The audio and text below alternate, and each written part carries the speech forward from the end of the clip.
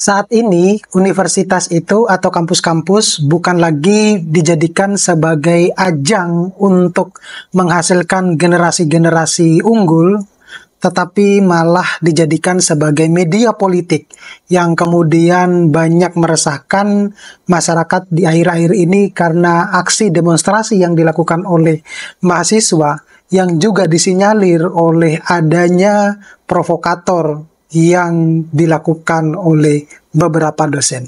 Mau tahu informasinya seperti apa? Tetap stay tune di channel saya. Kita bahas ini lebih dalam.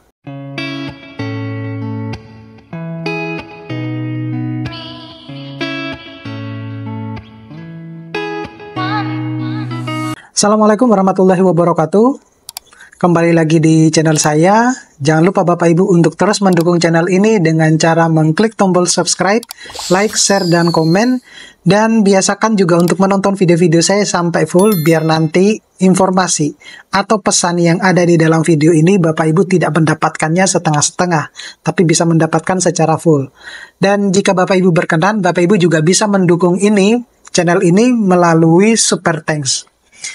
Nah, apa yang akan saya sharingkan pada video kali ini itu berkaitan dengan universitas kita itu atau kampus-kampus kita saat ini itu bukan lagi diciptakan untuk menghasilkan generasi-generasi unggul, tetapi justru melahirkan generasi-generasi yang bisa dikatakan bermental nasi bungkus, di mana mereka juga dipicu oleh adanya provokator-provokator yang kemudian menggerakkan mereka untuk melakukan demonstrasi.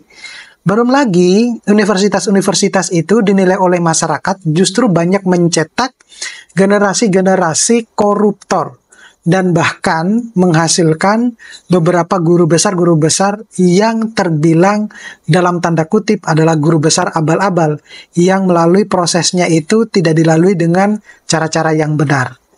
Nah, jadi kalau kita lihat dari aksi-aksi mahasiswa saat ini itu sebenarnya sudah banyak sekali meresahkan masyarakat.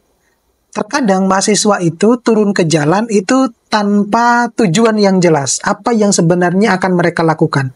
Hanya gara-gara mereka diprovokatori oleh seseorang misalnya untuk turun ke jalan hanya untuk demo, tetapi tujuannya tidak jelas. Gitu. Jadi universitas itu dinilai oleh masyarakat bukan lagi untuk menciptakan generasi-generasi unggul, tetapi menciptakan generasi-generasi pendemo yang bermental nasi bungkus. Jadi ini apa yang sebenarnya yang salah dengan kita? Apakah sistem pendidikannya ataukah orang-orangnya yang di dalamnya? Kalau kita berbicara tentang universitas ya, apa sih yang ada di dalam pikiran kita sebenarnya? Tentunya banyak dari kita itu membayangkan bahwa universitas itu adalah tempat bagi mahasiswa itu untuk menggali ilmu, kemudian bisa mengembangkan diri, dan pada akhirnya itu menjadi sosok yang berkontribusi positif bagi masyarakat. Tetapi peran universitas itu lebih dari itu, ya. Di masa lalu, banyak kampus-kampus besar itu yang dikenal sebagai benteng pemikir kritis, tempat lahirnya ide-ide baru, bahkan tempat para pemimpin masa depan yang menimba ilmu. Namun, beberapa tahun terakhir ini, peran ini sepertinya mengalami pergeseran. Ada indikasi bahwa beberapa universitas itu kini lebih banyak dimanfaatkan sebagai sarana politik dan pihak-pihak tertentu ya, oleh pihak-pihak tertentu.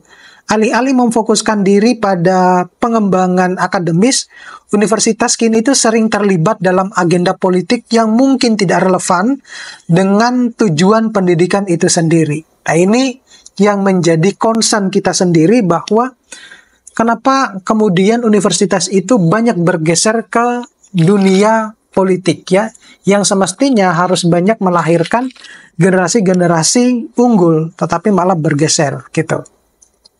Bagaimana politik ini sebenarnya bisa memasuki ranah pendidikan ya. Jadi pertama, banyak universitas yang memiliki keterkaitan erat ya dengan pemerintah, baik melalui pendanaan, kemudian regulasi ataupun hubungan personal antara pejabat universitas dan politis. ketergantungan pada dana politik seringkali membuat beberapa institusi mereka itu terikat dengan kekuasaan. Ya, tidak ada salahnya kalau misalnya dosen itu menduduki jabatan tertentu pada pemerintahan. Tetapi juga harus diketahui proporsinya itu seperti apa gitu ya. Jangan kemudian karena yang bersangkutan terlibat atau menduduki posisi tertentu di dunia politik atau pemerintahan, kemudian dengan mudah universitas itu disetir gitu, yang pada akhirnya bergeser ini tujuannya. Yang kedua, ada juga organisasi atau kelompok mahasiswa yang berafiliasi dengan partai politik. Nah, ini juga akan menciptakan ruang bagi partai politik itu untuk masuk dan mempengaruhi sebenarnya proses pendidikan di kampus. Nah, kegiatan seperti ini, seperti misalnya kampanye politik ataupun dengan dukungan terhadap tokoh politik tertentu, sering juga kita jumpai. Bahkan di lingkungan yang seharusnya netral seperti universitas. Itu yang tidak disadari oleh baik itu mahasiswa maupun bahkan sebagian besar dosen-dosen. Gitu. Yang pada akhirnya justru bukan hanya merugikan mahasiswanya, bukan hanya merugikan universitasnya, terlebih yang memberikan dampak besar itu adalah masyarakat. Karena masyarakat itu kayak seperti tidak tahu apa-apa, tetapi karena aksi demonya, aksi turun jalannya, banyak yang merasakan masyarakat. Ada yang bahkan sampai kendaraannya hancur, kemudian fasilitas-fasilitas umumnya itu hancur, kemudian menimbulkan kemacetan. Nah, itu yang terjadi ya. Kalau kita melihat ya, contoh misalnya, saya di Indonesia bagian timur, sepertinya kalau sudah terjadi demonstrasi, itu masyarakat turun jalan itu bukan untuk ikut demonstrasi, tapi menghantam, memukuli mahasiswa-mahasiswa ini, yang pada akhirnya menjadi cukup efek jera terhadap mahasiswa untuk melakukan aksi demonstrasi berikutnya. Kemudian yang ketiga itu adalah dosen ataupun staf itu terkadang memiliki agenda politik pribadi. Saya juga bingung ini, apakah sampai segitu aja gitu. Nah, mereka mungkin menggunakan kelas atau penelitian untuk mempromosikan pandangan politik tertentu, alih-alih menstimulasi pemikiran kritis mahasiswa secara objektif. Nah, dampak sebenarnya politisasi di universitas itu seperti apa sih? Nah, jadi politisasi di lingkungan kampus itu tentu menimbulkan dampak ya. Pertama, hal ini akan bisa mengalihkan fokus universitas dari tujuan utama mereka, yaitu mencetak generasi unggul. Kalau energi universitas itu lebih banyak tercurah pada urusan politik, mahasiswa juga akan kehilangan kesempatan nih untuk mendapatkan pendidikan yang berkualitas. Karena fokus dosen maupun universitas itu bukan lagi untuk mencerdaskan anak-anak bangsa ya, atau mencetak generasi-generasi unggul yang dicangangkan bahwa pada tahun 2045 itu adalah kita memiliki bonus demografi ini. Coba kita sudah nggak mempersiapkan generasi kita ini untuk menghadapi bonus demografi ini. Kemudian yang kedua, itu adalah politisasi bisa menciptakan polarisasi di kalangan mahasiswa. Bukannya belajar untuk berpikir kritis dan terbuka terhadap ide-ide baru, justru mahasiswa ini mungkin terjebak dalam perdebatan politik yang tidak produktif. Nah, ini bisa menghambat sebenarnya proses belajar dan perkembangan intelektual mereka. Kemudian yang ketiga itu adalah reputasi universitas juga itu bisa menurun. Nah, sadar atau tidak sadar ketika misalnya universitas ya, mahasiswanya itu turun jalan, bukannya berpikir untuk menaikkan reputasinya, justru akan menurunkan ya. Coba kalau kita lihat ya, di banyak komentar-komentar di YouTube ya, masyarakat itu berkomentar bahwa bahkan universitas-universitas tertentu ya, universitas negeri ternama itu sudah dilabelin bahwa universitas yang hanya bermodalkan atau bermentalkan nasi bungkus mahasiswanya ya gitu. Padahal itu adalah universitas ternama gitu. Nah, jika sebuah universitas ini dikenal karena keterlibatan dalam politik, maka prestasi akademis dan penelitian yang seharusnya menjadi fokus utama itu bisa terabaikan. Nah, contoh kasus ya di Indonesia dan di dunia ya. Nah, untuk lebih memahami sebenarnya isu ini, coba mari kita berikan beberapa contoh kasus. Di Indonesia, itu sering mendengar kabar bahwa beberapa universitas negeri itu terlibat di dalam politik praktis ya. Misalnya ada universitas yang terlibat di dalam kampanye politik atau menyelenggarakan acara-acara politik dengan keterlibatan pejabat tinggi. Ya karena mungkin mereka punya dosen-dosennya yang terlibat atau menduduki posisi-posisi tertentu di dalam pemerintahan, sehingga ya mereka memiliki kesempatan untuk membranding nih universitasnya gitu.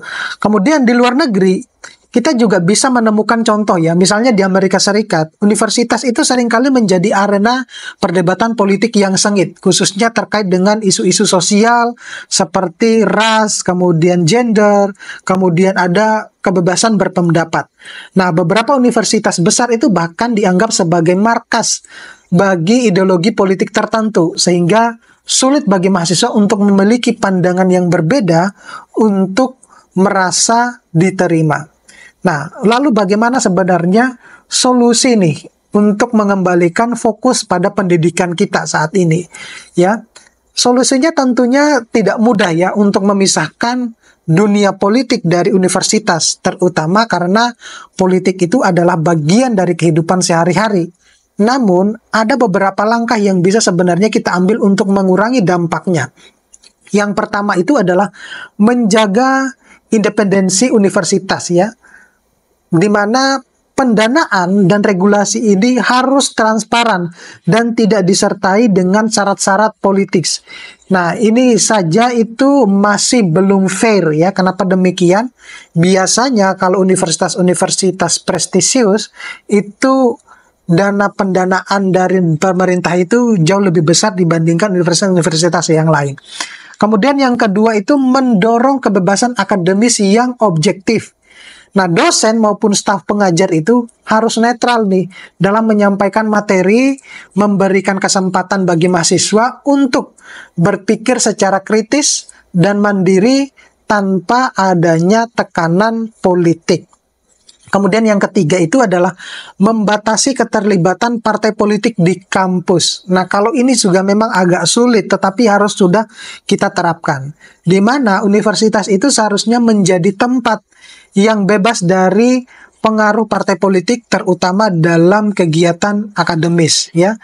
Nah, harapannya dengan langkah-langkah ini itu kita dapat bisa mengembalikan nih universitas atau kampus-kampus itu pada peran yang sejati ya, bisa mencetak generasi unggul yang siap berkontribusi bagi masyarakat gitu. Nah, kalau misalnya mahasiswa itu terjun ke lapangan, ini mungkin buat pesan bagi mahasiswa, tidak ada gunanya. Pada akhirnya ketika saudara lulus, Anda juga harus mencari pekerjaan di luar sana, Anda juga harus survive gitu. Kalau sudah waktunya akan turun, misalnya Anda demo itu misalnya untuk menurunkan presiden, kalau sudah waktunya akan turun, sudah akan turun. Gak perlu harus demo-demo ya. Yang justru yang harus diperhatikan itu adalah koruptor ini harus bagaimana ini dihilangkan ya, karena untuk memberantas korupsi di Indonesia itu juga sulit sekali. Bahkan mereka-mereka yang sudah benar-benar korupsi itu, saya juga di luar nalar saya, di luar dari pemikiran saya, contoh kecilnya adalah kenapa selnya, penjaranya itu harus dipisah sama narapidana-narapidana yang lain gitu. Kalau mereka juga melakukan jelas-jelas adalah korupsi, itu juga adalah kejahatan. Kalau sama-sama itu adalah kejahatan, ya selnya semestinya tidak harus dipisahkan. Itu salah satu bentuk ketidakfairan ya. Kita jauh misalnya membahas yang lain gitu. Oke? Itu saja yang bisa saya sampaikan. Mudah-mudahan ini bisa bermanfaat. Saya terima kasih kepada teman-teman yang sudah berkontribusi komentar. Ya, saya berterima kasih. Saya dikomentari kalau misalnya saya ada salah-salah kata, saya mohon maaf. Nanti kita bisa ketemu pada video-video berikutnya. Saya akhiri. Assalamualaikum warahmatullahi wabarakatuh.